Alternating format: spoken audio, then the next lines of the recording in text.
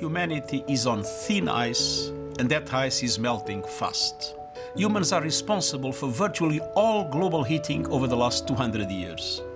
The climate time bomb is ticking. LIFE यानी lifestyle for environment. आज जरूरत है कि हम सभी लोग एक साथ आकर कलेक्टिव पार्टिसिपेशन के साथ लाइफस्टाइल फॉर एनवायरमेंट यानी लाइफ को एक अभियान की तरह आगे बढ़ाएं। Are we as individuals doing enough? Are we as government and others important stakeholders doing enough to meet this challenge? I would appeal each and every one of the participants over here to also look at it very closely. Is the recent announcement and the launch initiative called Lifestyle for Environment.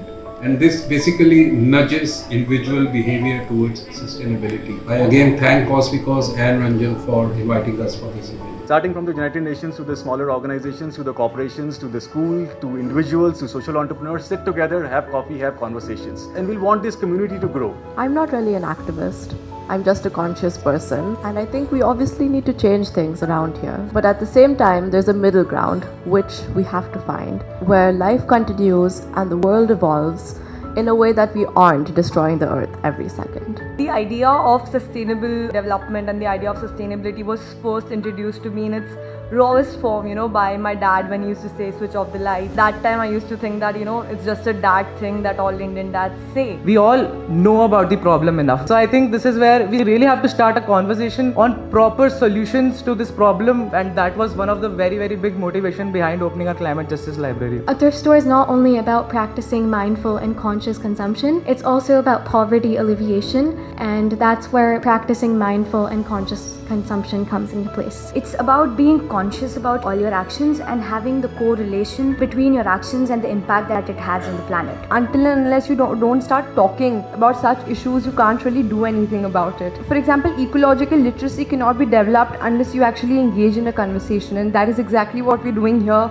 today as well. It's just so lovely to listen to the young minds here and recognizing that as much as we are part of the problem, I think all of us here are also part of the solution. I would highly, highly encourage you to ask those questions, because that puts a lot of accountability and responsibility back on this side of the table, which is so required. So let's work together, because time is not there. Only 6 years are left before we cross the 1.5 degree Celsius limit.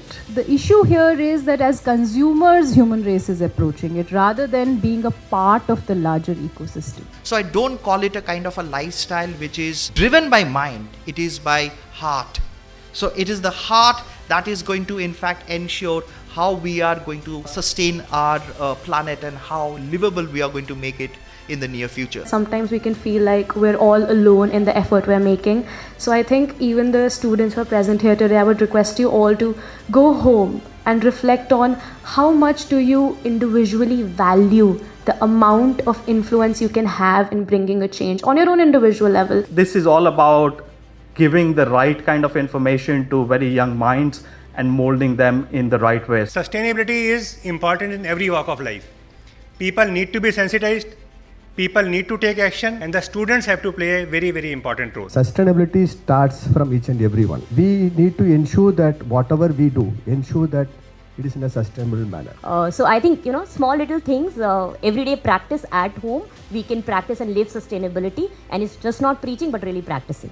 I am a part of Together We Can campaign, where we like-minded people come together and discuss more ideas of things similar to this and what we could do better to improve and actually make a difference in the world and to create a better future. Environment impact does not happen in isolation. A social impact does not happen in isolation. It has all have to come together. The community has to come together. And if we can do that, that's the journey that we have to take in the next generation.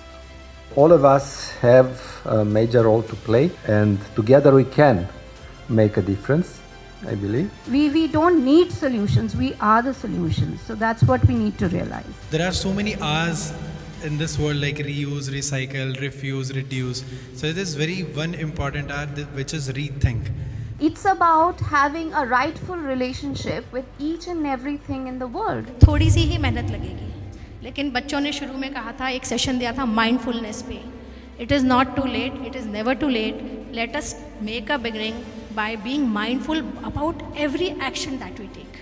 When people say save Earth, Earth is going to last as Mars lasts, as Jupiter lasts, but will humanity do that? It's just not the responsibility of the governments, it's just not the responsibility of non-profits.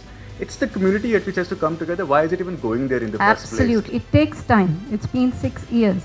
But we've been able to make a huge impact, which is spreading all across Delhi now. All these organizations that are here, the schools that are here, the institutions that are here, starting from United Nations Environment Program to a small non-government organization called IUS, which is based out of Uttarakhand. They have traveled from there.